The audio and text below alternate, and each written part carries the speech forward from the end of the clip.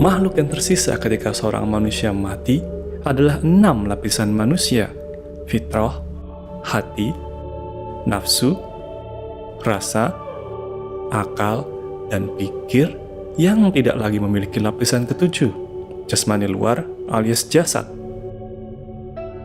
Perasaan yang menyelimuti Adam dan Eva ketika melihat anaknya ternyata masih hidup, meskipun dalam wujud berbeda, sangatlah bercampur aduk.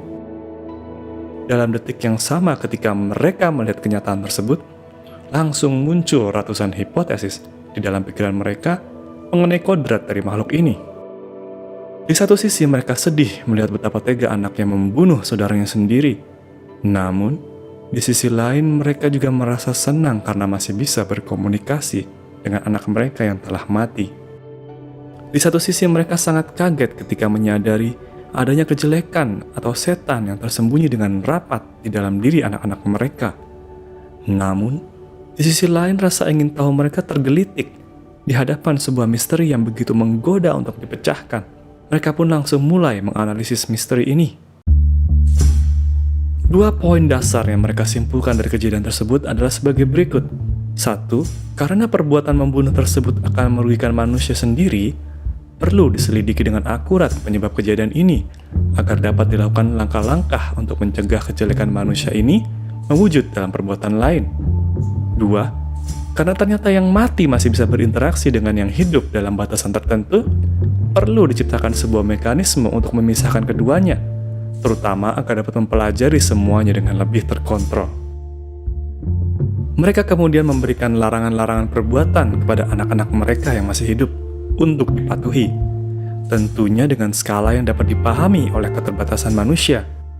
Hal ini sangatlah menantang, baik bagi Ifrit, Khidir, Adam, dan Eva, sebab manusia sangat lalai dalam memahami konsekuensi dari perbuatan mereka. Berbeda dengan manusia, keempat Muhammad tersebut sudah berumur sangat panjang dan menyaksikan dengan sendiri kekuasaan yang maha segala. Mereka sudah memiliki pengalaman yang cukup untuk mengetahui dengan pasti keadilan yang maha adil. Meskipun pada beberapa kasus spesifik mereka tidak mengetahui bagaimana keadilannya akan mewujud, mereka tahu dengan segala inti keberadaan mereka bahwa manusia pasti akan menerima akibat dari perbuatan mereka, cepat atau lambat. Oleh karena itulah, mereka seringkali tidak memiliki pilihan lain selain mengarang alasan yang lebih sederhana, sehingga lebih mudah dipahami dan dilaksanakan manusia. Pola yang paling sering digunakan adalah perbuatan yang sesuai peraturan yang dibuat keempat Muhammad akan mendapatkan balasan menguntungkan setelah kematian. Sementara perbuatan yang tidak sesuai akan mendapatkan ganjaran yang mendapatkan hukuman setelah kematian.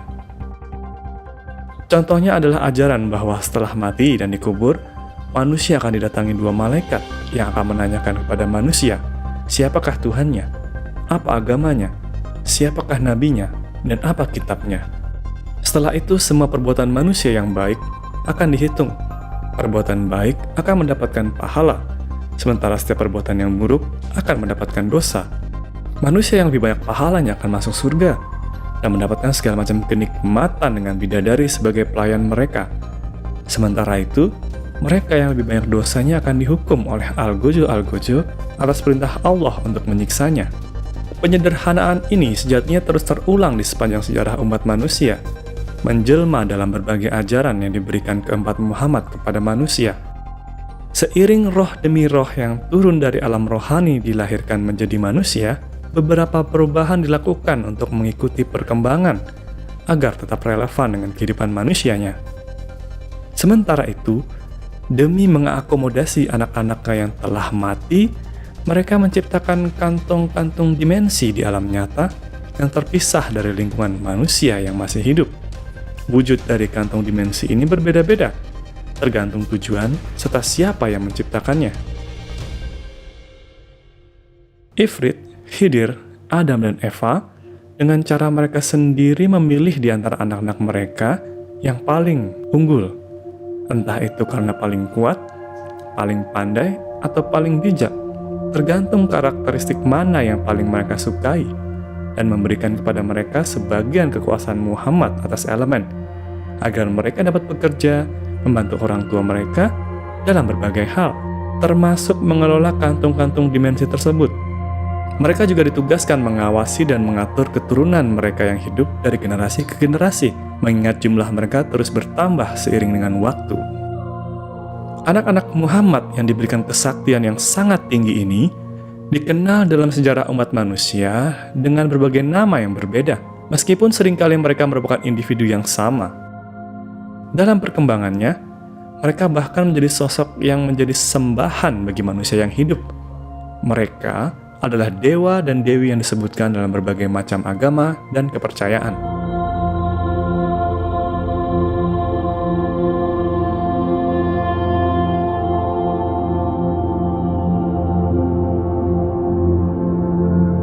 Seiring dengan pendelegasian tugas kepada anak-anak pilihan mereka, Ifrit, Khidir, Adam, dan Eva secara terpisah berusaha memecahkan misteri kodrat manusia.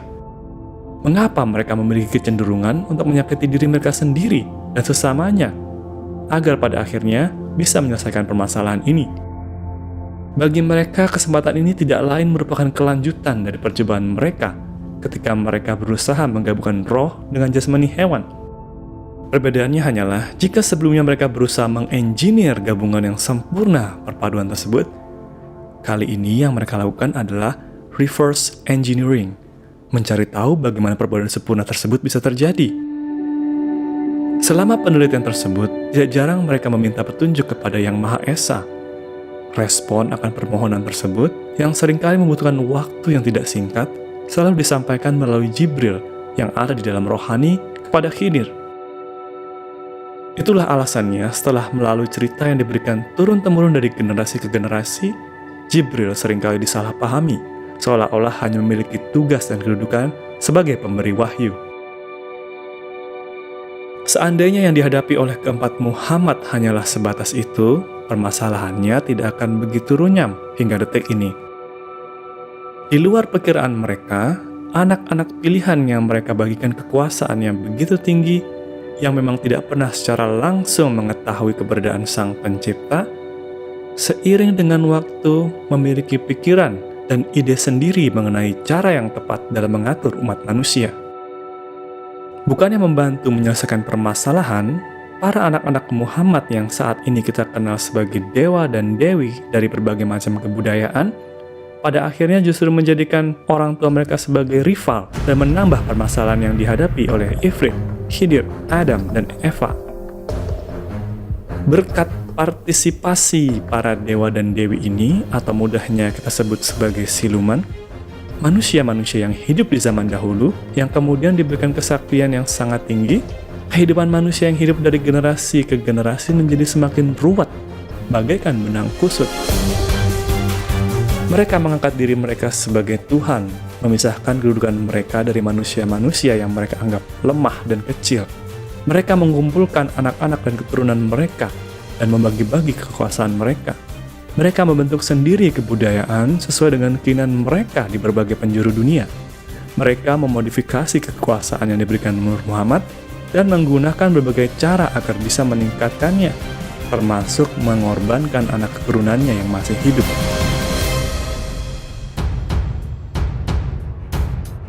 Masing-masing pihak yang memiliki cukup kekuasaan untuk mempengaruhi kebudayaan umat manusia, tidak terkecuali keempat Muhammad sendiri, akibatnya justru cenderung saling bersaing untuk menentukan siapakah yang paling benar. Umat manusia yang tersebar dalam berbagai penjuru dunia ibarat jangkrik yang diadu di dalam satu kotak. Hal ini merupakan salah satu alasan mengapa peperangan saling membunuh dalam skala kecil ataupun besar, baik yang berbahan bakar agama, kepercayaan, perbedaan kebudayaan, ataupun dewa-dewi yang disembah, ras, dan etik manusia yang masih hidup ataupun yang sudah mati, tidak pernah absen dalam panjangnya kebudayaan manusia. Mengingat seiring dengan waktu, jumlah manusia yang busuk raganya, namun tetap menyimpan kepentingan dan ambisi yang tidak tercapai ke dalam kematian, selalu bertambah, bukan yang berkurang.